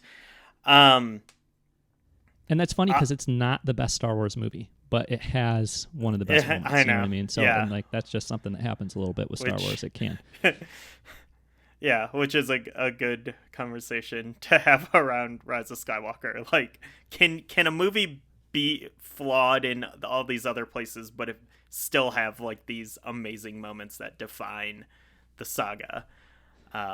Yeah, I mean, not even in an argumentative or confrontational way. It's just like even if you don't like the movie, I think like most people are gonna respond to it. Yeah, if you can learn to not if you can learn, but if people can learn in general to look at that movie, or in time, if people will start to look at that movie the way that we look at a lot of Star Wars movies, like it's just there's great stuff in all of them, and some of them click for you 1,000% across the board, and then some you kind of have to I don't want to say hold your nose, but you got to kind of like you have to kind of put up with certain things you don't love because other parts are so great, so. And there's varying levels of that. Anyway, I derailed you. I'm sorry. Yeah. No, I think, you're right. Like Luke, redeeming Anakin Skywalker, Luke taking the, pacifist route instead of, striking down the Emperor in anger. Like that entire, that entire throne room scene is, it's so powerful, wonderful, maybe the best, like, emotional scene in Star Wars, maybe the most meaningful. I don't know. It's, it's an incredible moment, and it's hard to, like, top that. But what I love about what they did with the sequel trilogy is, like, what happens to the guy who was, instigated the greatest moment in history? What happens to him? And I think that just takes it, and like it was a question that I guess people were asking because obviously we have 1,000 EU books about like what Luke Skywalker did after Return of the Jedi. I don't think, and some people were satisfied with that. Some people were satisfied with just ending his story there. I think, Luke's life went on after that moment. And, like, how do you go on after that? What is your life like following that? And I think answering that question, and, that was what originally brought JJ on board for the sequel trilogy, is the question of, who is Luke Skywalker? Yeah. Like, yeah. Who is Luke Skywalker? And I think like that is the most like one of the most compelling questions and one of the most compelling things to explore. And I think it was done masterfully in The Last Jedi. I think it served as, we talk about like MacGuffins in The Rise of Skywalker, and I think The Force Awakens had the best MacGuffin in Star Wars history, is like, where is Luke Skywalker? Like, that's the thing we need to like get to. And then I think, the way he was explored in The Last Jedi, and like the message that resonated from, you know, that full arc in the movie, and then the way that kind of continued into The Rise of Skywalker. You know, I think his the scene with, you know, him as a Force ghost on Acto in The Rise of Skywalker is one of like the high points of the film. And I think it's also like a great you know, kind of like final on-screen moment for the character. So yeah, I'm very very happy with how it went, and I don't think I would change anything. Yeah, and I think like as far as looking at Luke, Han, and Leia, and whether or not, like, I guess those are really the only characters we're talking about here. It's like to look at those three characters, and say like, is their story enriched or is it better by the sequel trilogy?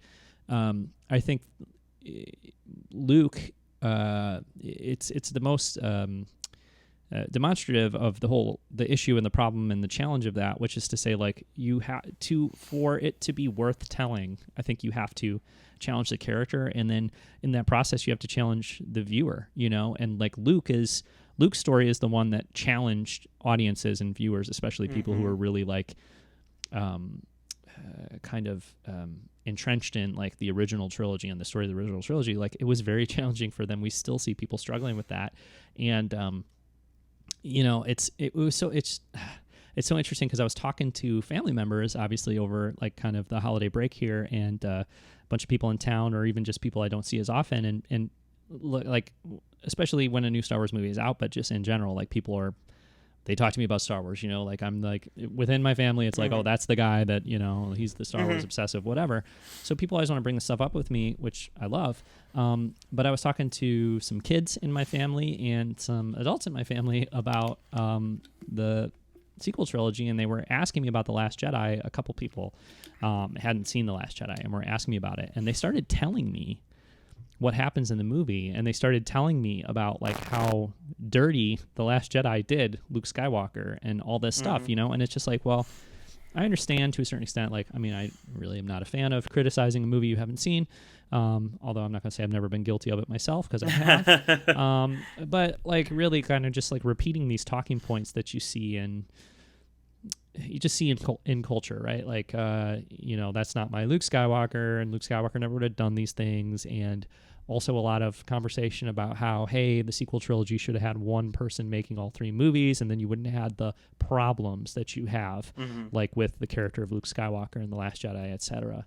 And it's just like, to me, it's wild, because it's like, you know, as you said, The Force Awakens, the MacGuffin of that movie, the whole kind of thing that everybody's chasing is Luke Skywalker, and it's J.J. Abrams and Lawrence Kasdan and George Lucas, too. If we want to look at the history of it, people don't want to, generally speaking, but if you want to look at the history of it, George Lucas, who put Luke Skywalker on that island, you know, because everybody involved, J.J. Abrams, Lawrence Kasdan, Kathleen Kennedy, George Lucas, Rian Johnson, everybody, I think, was on the same page as far as you've got to challenge these characters. You know, anybody who tells you like, well, JJ wouldn't have ruined Luke Skywalker like Rian Johnson did in The Last Jedi.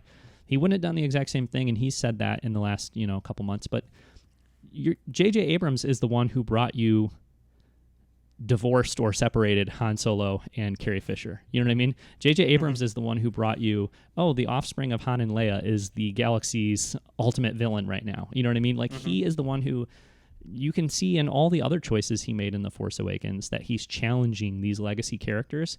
And then he put Luke Skywalker on the island and said, hey, you know, this is what's going on with him. And I don't know what the conversations looked like between JJ and Rian Johnson as far as why Luke was on the island.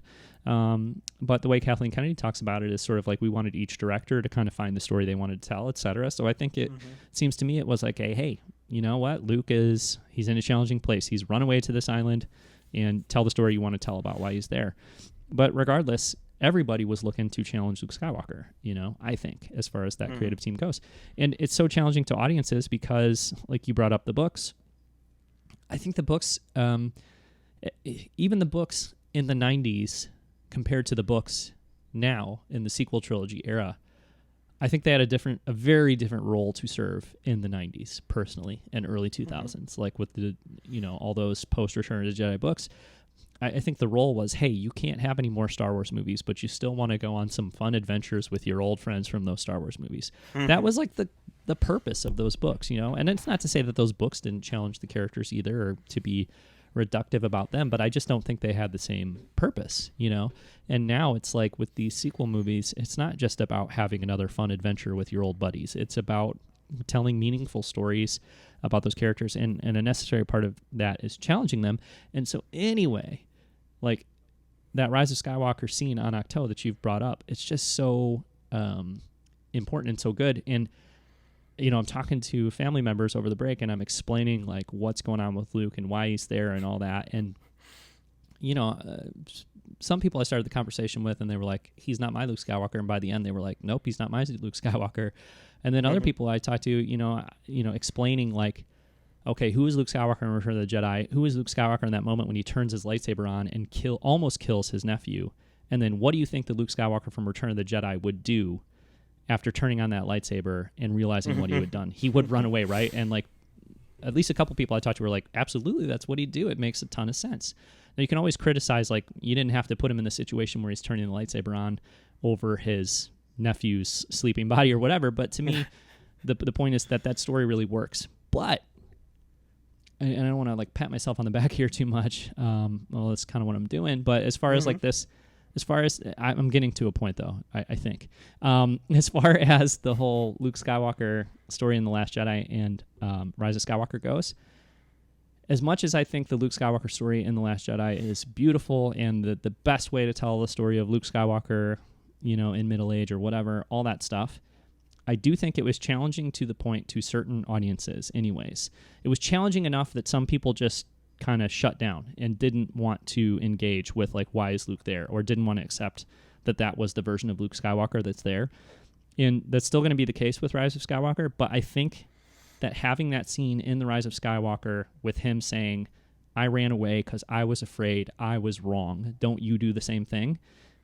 I'm hoping anyways that kind of can bring it full circle for some people that couldn't accept it in The Last Jedi. And I think it's good that some people couldn't accept it in The Last Jedi, because that means, well, they really challenged the character and they really challenged the audience.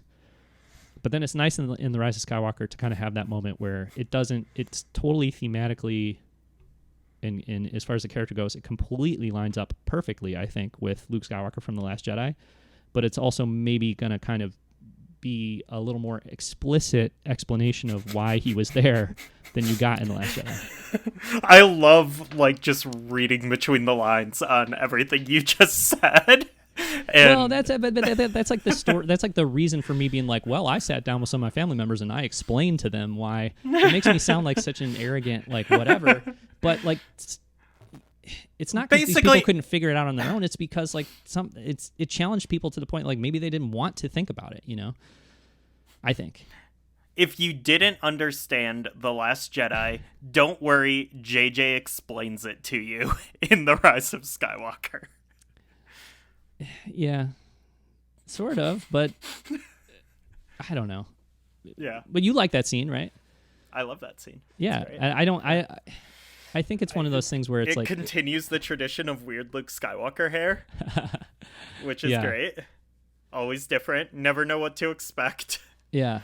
But like it does explain, but to me it doesn't feel in the movie like, well, we had to swoop in and write a scene that would explain things to. I think it serves the purpose it needs to serve in The Rise of Skywalker, but I think in addition to that, it will hopefully serve another purpose. I don't think it's like an awkwardly inserted scene where it's like, whoops, people didn't get The Last Jedi. Let's throw this in there. But I think I think a positive byproduct of it is that it does accomplish that goal, or it could. I hope. I think I think that scene is super important to Rey's arc and the plot of the film, like as far as she's concerned. But then it also just like really, it does serve to, I think it serves as a great send off for Luke to like pass on this knowledge, like, I think that's super meaningful in the same way, like, technically, like, Yoda's send-off is in The Last Jedi, Yeah. and that's him passing on knowledge to Luke yet again. um but and I think that's perfect, but it also just, like, really stamps that that Luke's arc from The Last Jedi, and I think, like, it does work on a meta level where people were are were slash are saying, like, oh, JJ's going to go back and fix The Last Jedi or whatever. Like, I mean, there are, there's some ex- there's some examples of that where he, quote unquote, retcons or whatever things from The Last Jedi in The Rise of Skywalker. But I think for um, Luke's arc in particular, like, he puts a stamp on it in, like, a very meaningful and purposeful way that says, like, no, this is Luke's arc. This is why it matters. This is why it matters to the Skywalker saga. This is why it matters to Rey. Uh-huh. This is why it matters to the sequel trilogy. Yeah. Yeah, for sure. And there's the moment where he catches the lightsaber and says, like, a Jedi should treat a weapon like this with more respect. And I feel like people who, it's an interesting moment, because to me, it's... You can read it in two different ways, you for can. sure. And I think Rian Johnson, I guess the reason I like that moment is because I genuinely believe that if Rian Johnson had written this scene with Luke and Rey on Ahch-To, that Rian Johnson could have written that exact same thing. Because it lines up with the story he wanted to tell about Luke Skywalker. In the beginning of The Last Jedi, he's tossing a lightsaber over his, behind him. At the end of The Last Jedi, he's turning that lightsaber on, and he is engaged in the battle again. So the Luke Skywalker has grown from The Last Jedi to The Rise of Skywalker, so it makes sense that he would make that little joke. And it's also, I mean, it is a meta, like a little reference-y type thing, but it's funny. But in a way that acknowledges, like, hey, I think it's in a perfectly self-reflective way. Yes, exactly. Like, it was so dumb when I threw this. Yes. Behind me. Yes. Like, why did I do that? Because I've learned so much since then. Right. And like like Rian Johnson could have written a scene for Poe Dameron in The Rise of Skywalker, where Poe Dameron would have been like, I did dumb things in The Last Jedi. That's not Rian Johnson undoing Poe's story from The Last Jedi. That's Rian Johnson reinforcing Poe's story from The Last Jedi. Yeah. And I think the same thing, like, if you write a scene where Luke Skywalker's like, oh man, I probably shouldn't have tossed that lightsaber away, that's because that's the complete arc that the character has had. Not just in The Rise of, but like in The Last Jedi. That arc is contained in The Last Jedi. So it's like, yeah, man, if you want to look for reasons that JJ hates Ryan or whatever, you can find them. But I think you're not completely analyzing what's going on there. So, yeah, at least in that scene. Yeah. Well, I think in general, actually. So. Yeah, generally speaking, it is a continuation of The Last Jedi. Yeah. In some ways, done well. In some ways, not so much. Sure, but in like, same thing with The Last Jedi is, like, so many people wanted to, like, kind of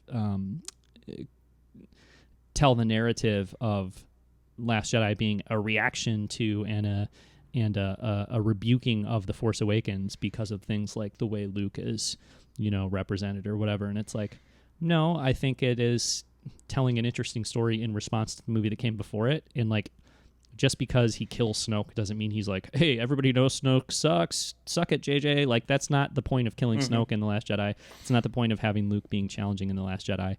And, I think at least both of us are willing to give Rian Johnson that credit and say, yeah, there are things that are challenging in response to The Force Awakens, but it doesn't mean we don't have to, like, create this narrative of strife between them or look at every moment in The Last Jedi as being, like, proof that the movie that came before it is bad, and we don't have to do that with The Rise of Skywalker either. Like, I think that we should extend that same courtesy to JJ in choices that on the surface level might look like they are, shots fired at The Last Jedi. I don't think they are. I don't think that the stuff that looked on the surface level like it was shots fired at The Force Awakens and The Last Jedi were either. You know what I mean?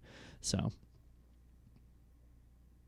Yeah, I think the because, I mean, like, it would be, I think the way that would really manifest if that was the case. And I hate that we're talking about this. We just talked about how we like scrapped an episode because it was like these redundant talking points that have been run into the ground at this point. But I think what would have represented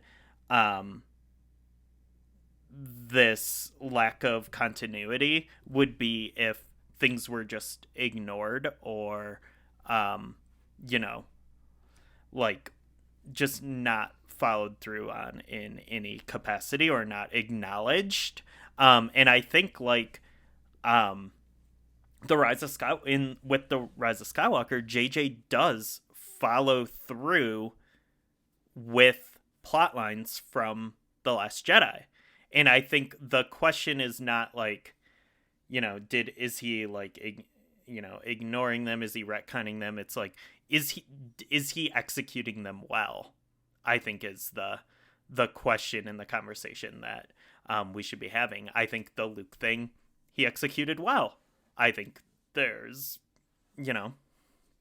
other things like, I'm not even going to say them out loud, that were not executed as well and were not as, satisfying and meaningful as they were in The Last Jedi, at kind of like the midpoint of the story. So, so I think that's more of the conversation that we'll need to be having going forward into the future. Yeah. Yeah, although maybe I shouldn't ask this question because we don't want to debate it, but I, anyways, personally feel like with The Rise of Skywalker, in relation to the original trilogy characters, which is kind of the focus of this conversation, I feel like in all three cases of Han, Luke, and Leia, the sequel trilogy as a whole, it does a lot for those characters, enriches those characters, and I think like I'm very happy with the way all three of those characters are handled in The Rise of Skywalker as well. You know what I mean? So, regardless of how we feel about the movie as a whole or whatever, like how does it wrap up the stories of those three characters? I think very well. So. I think very well as well. One last thing, I don't think we're at 2 hours now. We're not getting to our next topic, which I think is cool, because then that can be, we can talk about the future of the sequel trilogy characters on a future episode, and that should be its own conversation. But I think when I threw this question out to you originally via text in our Star Wars group text, do you remember what Chris's answer was? Like, who had a better story in the sequel trilogy than the original trilogy, or a better ending? I don't remember. Okay, he said Anakin Skywalker. Oh yeah. He said Anakin Skywalker. What was the implication there? Like, what was the? Basically because Anakin wasn't in it. Oh. And I think that's a really interesting thing, because, and I think that is another conversation to have. Maybe not at this point, but just to kind of like have top of mind is the very small role that Anakin Skywalker played in the sequel trilogy. And I think we were all kind of expecting that Hayden Force Ghost. We were expecting, maybe the Skywalker who rises is Anakin, which was a Kevin theory. And I think, well, I can quote myself as saying, no Anakin Skywalker, and we riot in The Rise of Skywalker. Yes. So, which I did not riot, although I suppose you could technically say he's in it, but very small, he had in a very minor way. The same amount of screen time as Luminara Undoli. Well, I think he got more lines. He might have gotten 2 lines to her 1 or 3 lines to her 2, but yeah, okay, fine. Okay. He was in it less than Rose Tico. Yeah, he was. He was. And, well, This, and honestly, I'm just bringing this up now because I think it ties into this conversation we're having. It's also something I haven't really thought about much when in regards to this movie, but I think it's particularly compelling to consider that comment from Chris, or that just that attitude of like, hey, his story ended better because they didn't bring him into the sequel trilogy. Because specifically you're talking about a character who had an arc where he was a hero, then he fell to the dark side, then he was redeemed, and then it's like, well, what do you do with him after the redemption? You know what I mean? And we certainly see a character who has a similar path in the sequel trilogy in Kylo Ren. And then the question is like, what do you do with him post-redemption? You know what I mean? I'm somebody who was thinking like, God, a conversation between Anakin and Kylo Ren, how interesting would that be? A conversation between Anakin and Luke Skywalker, how interesting would that be? But then I'm somebody who was like, what is the dialogue of that conversation? And how do you do that without it being awkward and cheesy, you know? And people have all kinds of feelings about, you know, Kylo Ren's story and the Rise of Skywalker and the way it concludes and all that stuff. But I think it's kind of telling and interesting anyways, at least, that Kylo Ren is redeemed and he has one extra, he only says one thing throughout the rest of the movie. He doesn't have any dialogue. He says, ouch, when he hits that chain when he jumps onto it, which is kind of a weird, I think I would take that out personally. That is a weird moment because it's like a moment that every time I saw the movie in the theater got like people laughed at. Yeah. I think it's played for laughs. Is it? It's weird that this stoic, like, you know, I hang out alone. I like dark clothes. You know what I mean? I'm brooding emo Kylo Ren. Like, you know, that he hits that chain and goes, ouch. You know what I mean? It's like, I mean, he doesn't deliver the line like that, but it's just like, it's almost like who says ouch? You know what I mean? Like, I mean, I say ouch, but I'm not Kylo Ren. You know what I'm saying? It just seems like of all the lines I would ever think, you know, Kylo's last line or Ben's last line, whatever you want to say, in the sequel trilogy, he'll just say ouch. Like, what are you talking about? Like, that's not a thing he would say. You know what I mean? Yeah. It doesn't, it's not bad for me, but it's like, it's an odd choice. Like, it was definitely like one of those moments where there's a few moments where people would laugh at stuff in that movie, and I'd be like, really? Is that supposed to be funny? Yeah, it's kind of bizarre. Yeah, I think it's just supposed to be a little chuckle type thing, not a laugh out loud type thing, but I think that it's meant to be kind of like a little bit of levity to it or something. I don't know. But for all intents and purposes, he doesn't say anything after he's redeemed. He does not utter a line. You know, he has no dialogue. And I don't know. I mean, part of me wonders if that's like because there's something in, you know, not going too much further on that path as far as like, is it more powerful when they don't have anything to say afterwards? You know what I'm saying? Like, would it be, because this is the whole impetus of this conversation, the whole focus of it. Like, would Anakin's story be improved with him telling other characters on screen, like, I made the wrong choice. I shouldn't have been a bad guy. I'm glad I redeemed myself. Like, you know, would that actually improve his character? Or is the way it ends in Return of the Jedi, which we keep returning to, saying that's kind of the core of Star Wars and the best ending of any, like, not the film overall, the ending of Return of the Jedi necessarily, but that moment is like the quintessential Star Wars moment. Although I guess he does say some things after that. But how much more do you need to say, I guess, is my point. You know what I mean? It's the action it's what he did that's kind of really meaningful. And then, I don't know. I'm not arguing you could, like, there's not a way it could be done. But I guess I'm arguing that it kind of seems like it makes sense. So maybe it's, you know, maybe you run the risk of taking power away from it by exploring it much further. You know what I mean? So, I don't know. Yeah. Well, I think this will transition nicely into like wrapping up the show, and also you know, our next conversation about the Rise of Skywalker. I definitely want to hit this topic of like, you know, both the future of the sequel trilogy characters going forward and the future of the galaxy. And then on like the more meta real world level, like what does that actually look like in like how we're consuming these stories. So I think we can definitely talk more about that next time we talk about Rise of Skywalker, which will not be the next episode because we'll be talking about the season finale of The Mandalorian. Mandalorian, yeah. Tomorrow. Yes, and I'm so bummed because I always wake up early on the day they're released and watch them at 5 or 6 o'clock in the morning.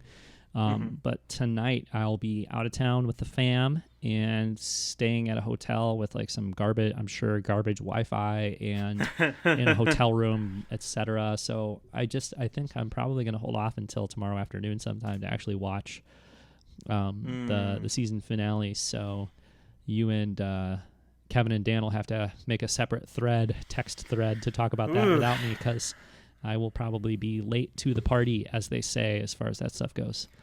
Do you know what time those episodes actually go up? I don't. I've heard midnight Central Time. I've heard 1 a.m. Central Time. I've heard even 2 a.m. Central Time. So for you, I would say 11 p.m. maybe at the earliest. Midnight-ish sounds about right. Somewhere in there. Okay. I've also heard it kind of depends on which app you're using and stuff too. Because I've seen people be like, "Oh, it's up on Xbox. Oh, it's not up on Roku yet," or whatever. And it's who knows? I don't know. I've always just, because they've always been work nights and stuff, I'm just I'll just watch it early in the morning. Yeah, totally. But now on break, right? we're on break, so yeah. I mean, maybe I'll stay up tonight to watch it, or maybe I'll just wake up early. I don't know. Right. Play it by ear. There you go. I am very excited for it. Depends on how much holiday spirit you're feeling tonight. You know what I mean? When it gets to, you're not a holiday guy, really. You're not a. No, I don't even really celebrate Christmas. So, yeah. Okay. Cool. Well, we'll wrap it there. We'll come back and talk about The Mandalorian, right?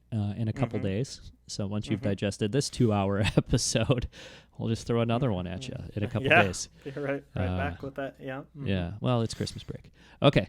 So until then, you could find everything we do at blockaderunnerpodcast.com. We would love to hear from you on any of the topics that we brought up today, and you can email us at blockaderunnerpodcast@gmail.com.